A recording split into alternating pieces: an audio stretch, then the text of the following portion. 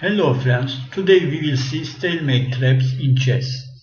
This position is from the game Kasparov vs McDonald. Kasparov plays with white pieces and it seems that he will win the game.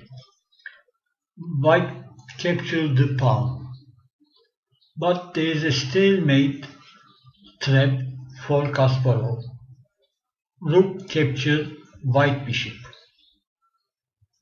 If white king doesn't take the rook and plays king h4, there is a perpetual check by black.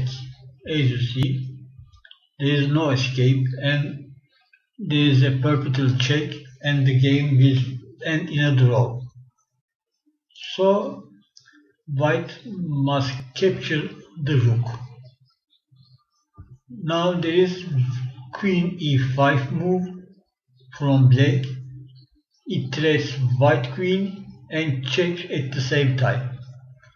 White is obligated to capture the queen in order to not lose his queen. But now the game ends in a draw because of a stalemate, because there is not any check and the black king has not any square to go. These squares are controlled by the bishop and these red squares are controlled by the queen. Since there is not any square to go, the game ends in a draw by stalemate. This position is from the game Hübner Salo. As you notice, white has a decisive advantage thanks to b pawn and black cannot defend g pawns. Therefore, black sacrifices his rook. White captures the black rook and the perpetual check starts. White cannot prevent the perpetual checks. For example, if white king captures the rook, stalemate occurs. As you see, black king has no square to go since these squares are controlled by the white pieces.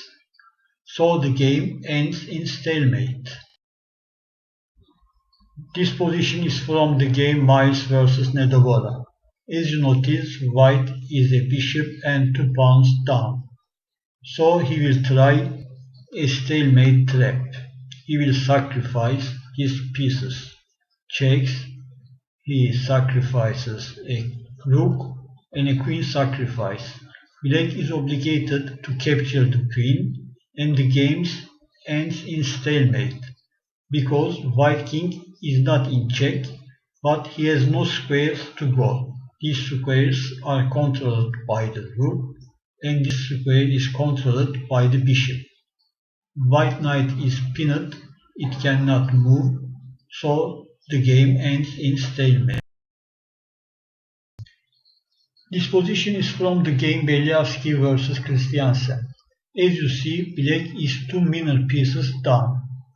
Therefore, he tries to create a stalemate position in order to not lose the game. Checks. A queen sacrifice. He wants to create a stalemate position. With this rook move, there is a checkmate threat on h7 by the rook. A queen sacrifice and black threatens to checkmate by capturing h4 pawn. White is obligated to capture the queen and a check by the rook and perpetual check starts. When white captures the rook, stalemate occurs because black king is not in check and all the squares that it can go is controlled by the white pieces. This position is from the game Bird vs English. A rook sacrifice by white. Black doesn't accept the sacrifice and he plays rook h5 checks. If black accepted the sacrifice and he captured the rook, white will play knight f6 and threatens to checkmate. After the check, white plays king g1. Now black can take the rook. There is a fork and white continues to threaten to checkmate, but there is a surprise. A rook sacrifice, rook h1, then a rook e1 checks, and another rook sacrifice. White is obligated to capture the rook and the game and in stalemate because the king is not in check and it has no square to go. All these squares are controlled by white pieces. This position is from the game Blackburn vs Whenever. Black captures the bishop and it seems that he will win the game since he is 2 pieces and 1 pawn up.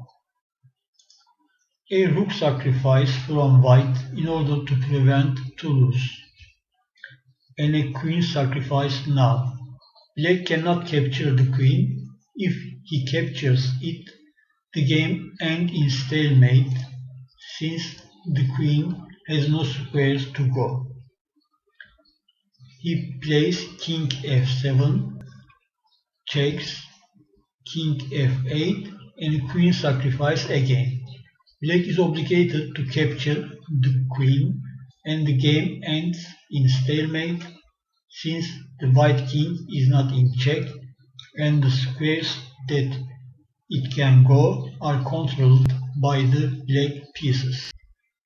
Thank you for watching us. You can visit our website www.usefulchess.com and follow our social media accounts. If you want, you can subscribe to our YouTube channel. Thank you. See you again.